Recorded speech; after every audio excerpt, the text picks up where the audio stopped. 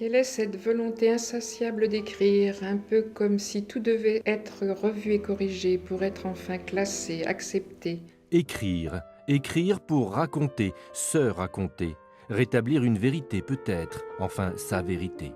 Ginette Bahuot écrit ainsi depuis une quinzaine d'années son histoire de femme, femme d'horloger, mère, confidente. Elle a donné ses cahiers à une biographe pour y mettre de l'ordre et des formes. Nous avions le sentiment de pouvoir aller vers une deuxième vie, celle de penser enfin à nous. La suite sera une toute autre histoire. Voilà.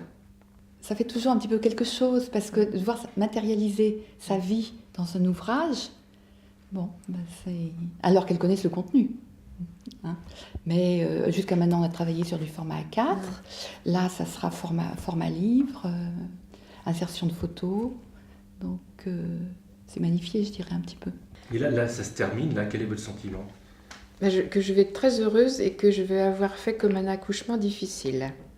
Très difficile.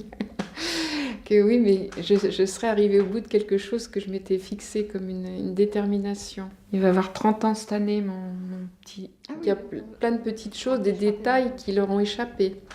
Et pour leur laisser comme un témoignage, un testament. Voilà ce qu'on a été. Voilà, donc bien ou mal, mais enfin le chemin a été ce qu'il a été, quoi. Sans doute une façon à moi d'éradiquer la souffrance. Sans doute une façon à moi d'éradiquer d'éradiquer la souffrance. Je me découvre toujours en quête d'absolu. De retour à son bureau, Marie-Paule retranscrit ensuite les propos qu'elle a recueillis ou les pages qu'on lui a confiées. Environ 4 mois auront passé de la première rencontre à la livraison du livre, et souvent les mêmes motivations.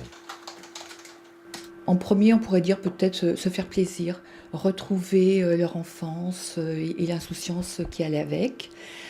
Ça peut être transmettre une histoire à leurs proches, enfants, petits-enfants, voire arrière-petits-enfants, parce qu'elles ont conscience que ce qu'elles ont vécu, cette période-là a disparu et que si elle n'est pas racontée, elle est perdue. C'était nos 20 ans de mariage, là. Je l'aime beaucoup, cette photo-là. Vous avez envie de la mettre où, celle-ci ? Témoignage d'une époque révolue, d'une souffrance jusque-là restée muette. Certains tenteront l'aventure d'une édition publique, souvent vouée à l'échec. Les histoires d'anonymes n'intéressent personne, mais quel trésor pour la famille.